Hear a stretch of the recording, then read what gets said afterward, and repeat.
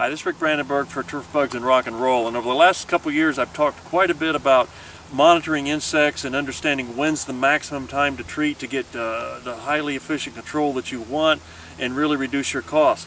And out here in Scottsdale, Arizona area, they've had problems with mass chafers. They lay eggs, the grubs hatch out, and then they have javelinas or wild pigs come in and they tear the turf up and do significant damage.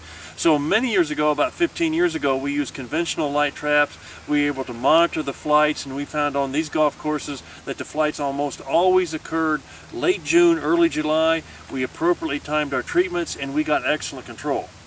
And then about 2 years ago, things changed a little bit in that we had some really late season damage, and what we determined was we still had our midsummer flight, although even that had shifted to further on into July, but then we had an August-September flight, and when we treated for the early flight, the residual activity wore off and the eggs that were laid in September were able to survive, and we had grubs late in the year, and the javelinas came in and did a lot of damage.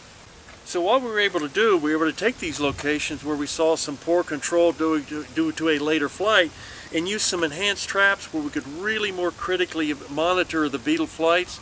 And by using that, we're able to make some adjustments, either delaying our initial treatment a little bit or splitting up treatments or treating twice so that we can still get excellent control, do it in the most cost-efficient and environmentally friendly manner, and really move the whole process that we're giving the level of control we want, reducing the amount of javelina damage, and doing it without just throwing a lot of money at the problem.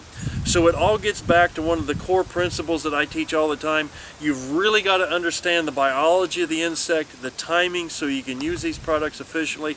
In this case, it really takes constant monitoring, which these new traps that I'll talk more about this winter really give us that ability to do it. And as a result this year, even though we had 2 flights, we were able to manage it cost effectively and get excellent control with very minimal javelina damage. Hope that helps. We'll be talking more about this again sometime soon.